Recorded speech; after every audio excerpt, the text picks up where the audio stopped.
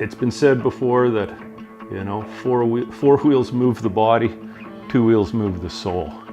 And nothing moves the soul like a vintage Harley Davidson.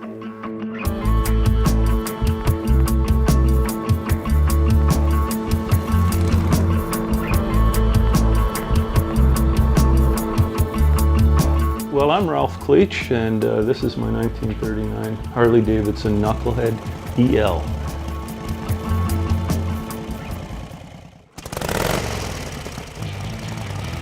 Still recall in 1974, one of their buddies showing up on a brand new Harley Sportster, and the thump, thump, thump that produced, that really captured my imagination. So I started in on Triumphs first, and choppers and stuff like that. And it wasn't too long before I bought my first Sportster. The next bike would end up being, ironically, a 1938 Harley Davidson Knucklehead. They're a beautiful, beautiful machine. They're easy to work on, and in many regards they represent an era, a simpler time, a freer time in life. Before you here is a Knucklehead that I'm riding now. It's my daily rider. The Knucklehead is truly an iconic engine design. Many regard it as the most pivotal motor that Harley ever produced. So this was a real milestone model, a game changer in the world of motorcycling in the mid and late 30s. Now this particular one is a 1939 Knucklehead.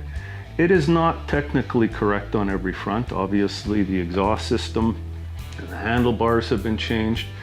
The gas tank is actually a 1940 tank, but it's a candidate that I'm going to go and do a restoration on down the road. Far too often folks will pick up something like this, they rip it all apart, they've got all the intentions of restoring it and making it beautiful again. They get into the project and they begin to realize how expensive and how time consuming it is. My preferred methodology is to enjoy the thing. It's a rider right now.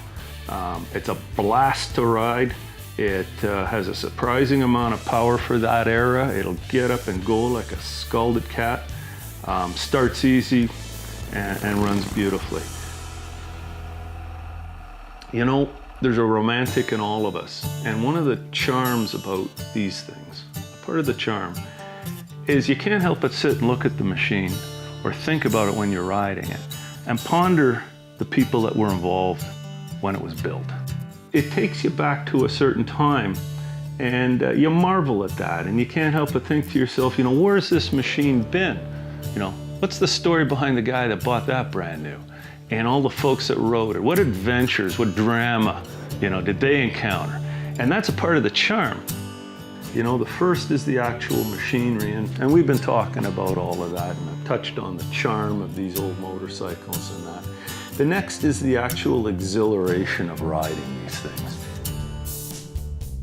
So for example, this bike, it is a hand shift motorcycle. They call it a suicide shift, it's been nicknamed. But you change gears by changing a stick shift that's on the left side of the bike there.